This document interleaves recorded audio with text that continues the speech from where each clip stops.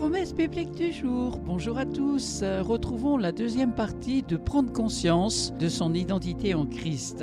Connaissez-vous votre identité en Christ? Notre identité dépend de Dieu seul. Il est important de réaliser qui nous sommes. Nous avons vu dans la première partie que nous sommes le sel de la terre et la lumière du monde et participant à la nature divine. Voyons maintenant des témoins du Christ et de témoignages vivants. C'est dans 2 Timothée chapitre 1 versets 7 à 8. Car ce n'est pas un esprit de timidité que Dieu nous a donné, mais un esprit de force, d'amour et de sagesse. N'aie donc point honte du témoignage à rendre à notre Seigneur, ni de moi, son prisonnier, mais souffre avec moi pour l'évangile, par la puissance de Dieu. Nous sommes cohéritiers de Dieu avec Jésus. L'Esprit lui-même rend témoignage à notre esprit que nous sommes enfants de Dieu. Or, si nous sommes enfants, nous sommes aussi héritiers de Dieu et cohéritiers de Christ, si toutefois nous souffrons avec lui, afin d'être glorifiés avec lui. C'est écrit dans Romains chapitre 8 versets 16 à 17.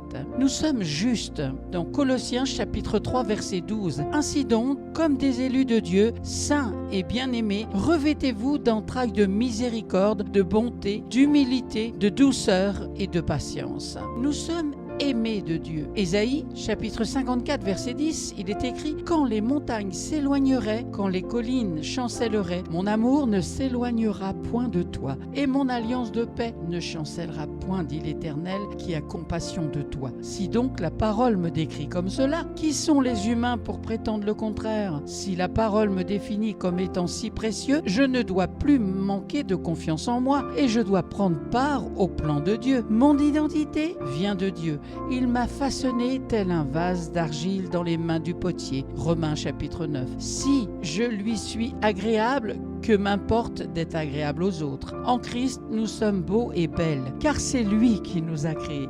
Et nous sommes nés de rien, si ce n'est d'une poignée de poussière. En Christ, nous sommes enfants du Dieu très haut. Sa parole est notre guide, et si nous devons être jugés, cela peut être uniquement par lui-même et selon sa parole. Car nous sommes son ouvrage, ayant été créés en Jésus-Christ pour de bonnes œuvres que Dieu a préparées d'avance pour que nous les pratiquions. Éphésiens chapitre 2, verset 10. Maintenant que nous saisissons pleinement cette réalité, à vous d'en prendre conscience. Nous pouvons à notre tour la transmettre à quiconque qui en a besoin, transmettre la lumière que nous avons reçue et vivre cette libération et prendre pleinement la mesure de la confiance et de l'autorité que Dieu nous accorde. Mon identité en Christ, nous sommes plus que vainqueurs par celui qui nous a aimés. Dans Romains chapitre 8 verset 37. Prions ensemble. Seigneur mon Dieu, je te prie pour que tu enlèves dans la vie de mes frères et sœurs tout esprit de timidité ou d'autocritique qui ne viennent pas de toi, mais de l'adversaire. Que chacun puisse prendre conscience de son identité en toi, le roi des rois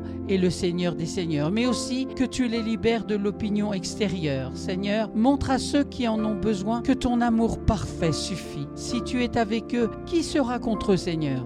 Je te prie, Seigneur, que chacun prenne conscience de ce trésor qui se cache en lui. Amen. À toi soit toute la gloire, Père, dans le beau nom de Jésus. Merci à vous d'avoir pris du temps pour écouter Promesse biblique du jour. C'était la deuxième partie, prendre conscience de son identité en Christ.